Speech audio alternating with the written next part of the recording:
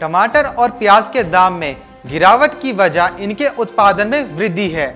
केंद्रीय कृषि एवं किसान कल्याण मंत्रालय की ओर से मंगलवार को जारी बागवानी फसलों के अग्रिम उत्पादन अनुमान के अनुसार प्याज का उत्पादन पिछले साल की तुलना में इस साल 17.17% ज्यादा 267.38 लाख टन होने का अनुमान है।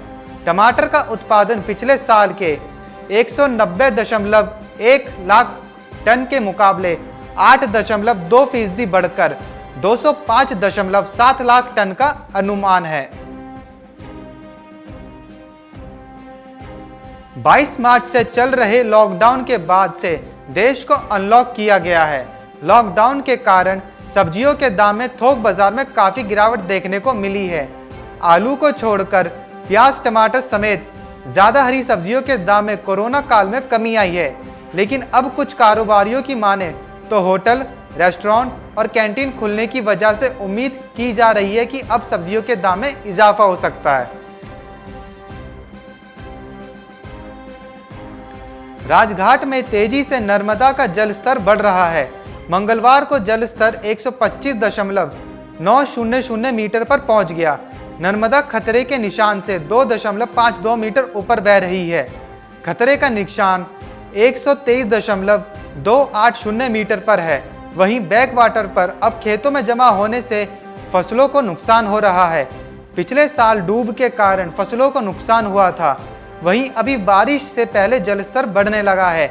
इससे खेतों में लगी सब्जी को नुकसान हुआ है। पंजाब में बीते 2 साल से कपास की खेती को लेकर सरकार की ओर से मिल रहे प्रोत्साहन से इस साल कपास का रकबा पिछले साल के मुकाबले 22% से ज्यादा बढ़ गया है। हालांकि हरियाणा में पिछले साल के मुकाबले थोड़ा कम है।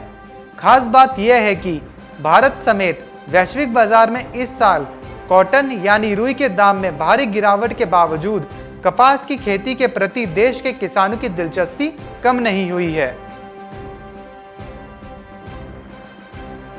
तेल वर्ष 2016-17 में रिकॉर्ड 150.77 लाख टन का हुआ था। खाद्य एवं अखाद्य तेलों का आयात सी के अनुसार तेल वर्ष 2018-19 के दौरान खाद्य एवं अखाद्य तेलों का आयात बढ़कर 149.13 लाख टन का हुआ, जो कि पिछले साल के 145.16 लाख टन से ज्यादा है। देश में तेल वर्ष 2016-17 में रिकॉर्ड 150.77 लाख टन खाद्य एवं अखाद्य तेलों का आयात हुआ था। कृषि मंत्रालय के तीसरे आरंभिक अनुमान के अनुसार फसल सीजन 2019-20 में 335.01 लाख टन तिलहन का उत्पादन होने का अनुमान है, जो कि पिछले साल के 315.22 लाख टन से ज्यादा है। तिलहन की प्रमुख फसलों में सोयाबीन, मूंगफली और सरसों है। केंद्र सरकार खाद्य तेलों के आयात शुल्क में 5% की बढ़ोतरी करने पर विचार कर रही है। सरकार खाने के तेलों के आयात पर निर्भरता कम करने के साथ ही तिलहन के घरेलू उत्पादन को बढ़ावा देना चाहती है। खाद्य तेलों में अभी भी हमें अपनी जरूरत का 60% से ज्यादा आयात करना पड़ता है। वर्तमान में क्रूड पाम तेल के आयात पर 37.5% और रिफाइंड तेलों के आयात पर 35% आयात शुल्क है। क्रूड सोयाबीन तेल, क्रूड सूरजमुखी और सरसों के तेल पर आयात शुल्क 35% है। खाने के तेलों का घरेलू उत्पादन बढ़ाने के मकसद से सरकार इनकी इंपोर्ट ड्यूटी में बढ़ोतरी पर विचार कर रही है। देश में खाने के तेलों की कुल खपत 2 करोड़ 60 लाख टन है, जिसमें से 1.5 करोड़ टन का आयात होता है। सरकार खाने के तेलों के आयात पर निर्भरता कम करने के लिए तिलहन के घरेलू उत्पादन को बढ़ावा देना चाहती है।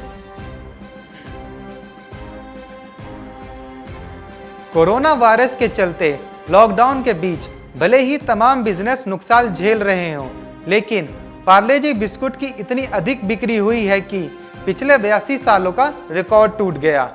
महज 5 रुपए में मिलने वाला पार्ले जी बिस्कुट का पैकेट सैकड़ों किलोमीटर पैदल चलने वाले प्रवासियों के लिए खूब मददगार साबित हुआ।